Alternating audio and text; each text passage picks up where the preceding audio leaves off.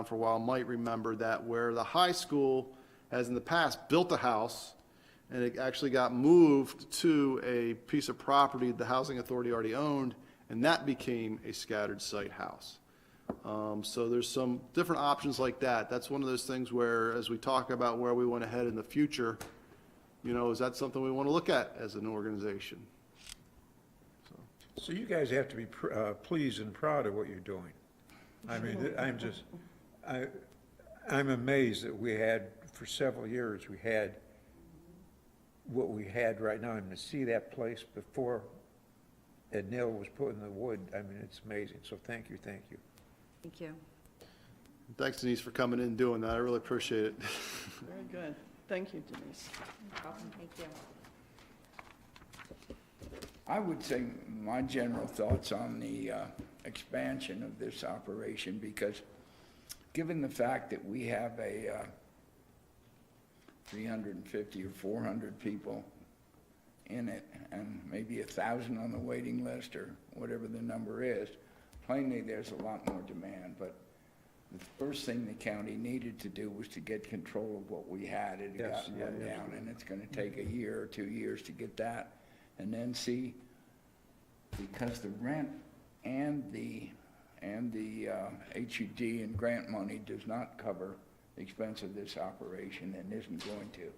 So then we need to establish what it's costing the county to subsidize it. And when we get all that in hand, then I think it becomes a discussion with the county commissioners and the finance office as to what they want to do in terms of expanding what we're doing, because it plainly is a terrific public service, but it comes at public expense.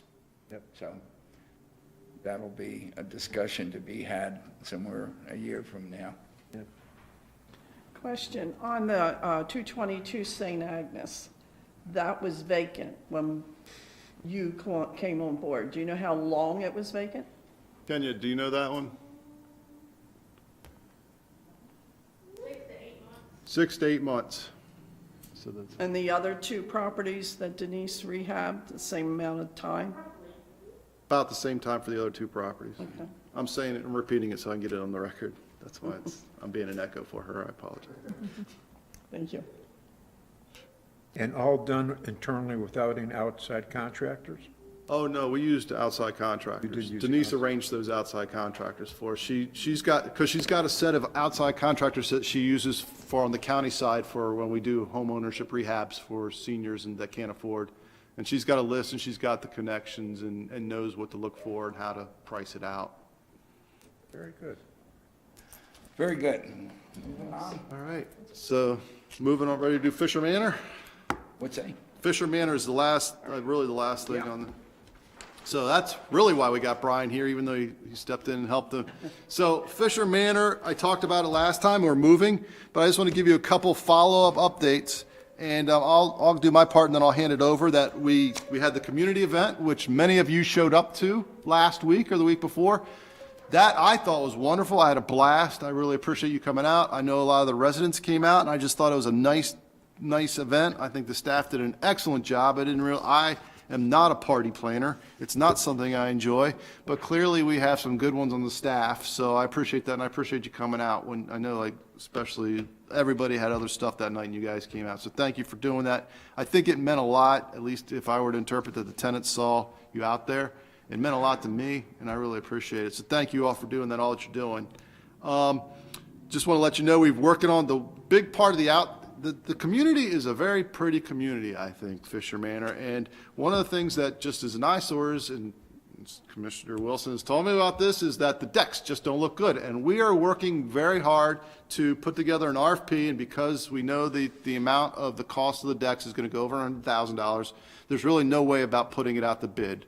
But we are in the process of doing that now, waiting for a little bit of tidbit information from the Department of Public Works. But once we do that, we're going to put it out to bid and try to get those decks done. We're also, through the help of Parks and Recreation, we're replacing the playground out there. It's already been taken down. That thing really was very, very dangerous, quite frankly. And we're going to replace it with a new one in a nice area there. and working on that. And I don't know, Brian may or may not have some updates on the timeline on that. I gave that to him at the last minute, so we'll see if I just threw him under the bus or not. And then lastly, where Brian has been working extremely hard and having very good success also, is just the general upgrades in those apartments. There's some apartments where we've had some incredible issues. Some of the, you walk across the floor and it felt like you were walking across a waterbed.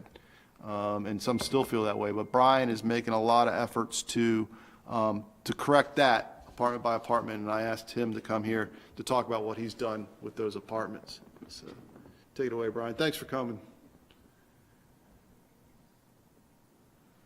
All right, figure we talk a little bit about the upgrades of the apartments. Mike already talked about the meet and greet the other night, the decks and the playground. So our plan is, we're doing a little bit with, we're trying to take the vacant units, totally redo everything, replace everything that needs to be replaced, and then move somebody in. If all works the way we'd like it to, we move a tenant that's already there into the newly refurbished apartment. We just got done one about 2 weeks ago now. The tenant actually stayed there, and there's a lot more work involved when a tenant stays in her apartment. Everything has to be covered. They can only do one level. These contractors that come in, they're big crews, and they're actually, there's somebody in every room every day working on it, every bathroom, flooring. It's all getting done at the same time if you do it in a vacant unit. So I'll show you some of the pictures. So this is one of the ones that's getting finished right now. So the floor joists are rotten in a lot of them, the subfloor, and we found this by, a lot of them have been repaired in the past, and they were never really done correctly. So this crew came in, they started pulling the floor up just to do carpeting and laminate and just. You're seeing a lot of mold? We're not seeing a lot of mold. We get some every now and then, but it's nothing major. Curious what you did about it, if you see it. Yeah, so you can see like the floor joist, we've had some rot, and that's been a little bit of everything. Sometimes it's, so obviously 2 stories. A lot of times the bathtub or the toilet upstairs leaks, and either the tenant doesn't let us know or the tenant doesn't know until it's too late. So the leak comes down through the ceiling, and it's too late. Then you have a big water spot in the ceiling. Gotta have mama. You could have brought her up So here. anyway, this is the last one, the one that we're working on that's getting close. They replaced a lot of the floor joists, all the insulation, the subfloor, so it's got all new plywood. The picture on the right is actually upstairs. So it's even upstairs, some of the floor joists are this bad.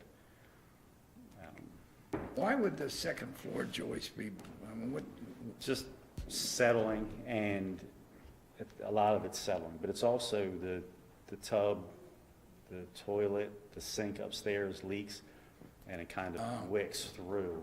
like bathrooms and so on, yeah. Yes.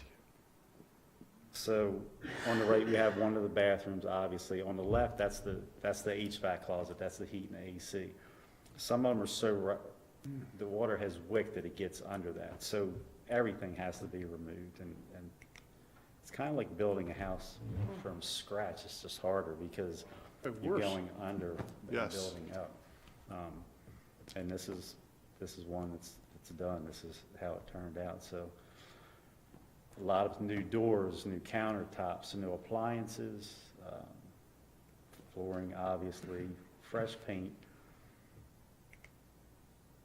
This is the upstairs bedroom in one of them. This is actually 6A, and we have a tenant in there now. They just did 3A, and 2A is the one we're finishing. Should be done within the next 2 weeks. And here's the bathroom.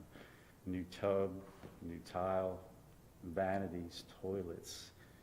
Even the medicine cabinets, the sinks, the towel racks, everything was kind of falling apart, just getting old, rusty. you know, Do you have a time frame as far as what time in the future you're gonna get everything up to speed? Just do, I don't. I think it's gonna take a long time to go through, kind of doing one at a time. Like, for instance, this one For probably. years. Yes, yes. This one has probably taken a total of, I don't know, 2 months, 2.5 months, something like that. So, like I said, big crews, when they're vacant, we can go through them, or they go through them a whole lot faster. And the question you were asking, outside contractor, my guys can do some of this stuff, but really don't have the time because we have so many little projects going on or work orders that kind of pile up every day. This is meet and greet. Seemed like everybody had a great time. I know the kids had a great time. Got to talk to some of the tenants. I've met most of them already.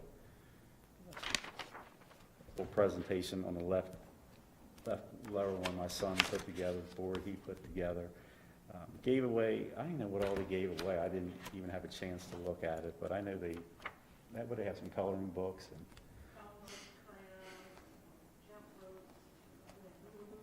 Coloring books, crayons, jump kept- ropes.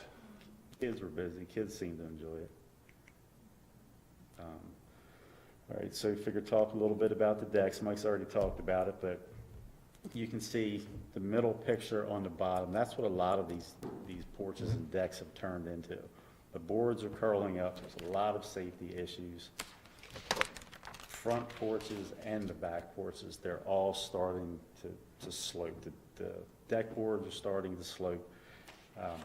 There's a lot of rot. Some of the railings you could literally take and grab with your hand and pull them down if you wanted to. This top right is the office and the laundry room. It's one of the worst ones there. It's bad. But anyway, we're going to do the front and the back. That's going to be, we're guessing in the spring. I guess that's Yeah, the thought. exactly. When the weather breaks.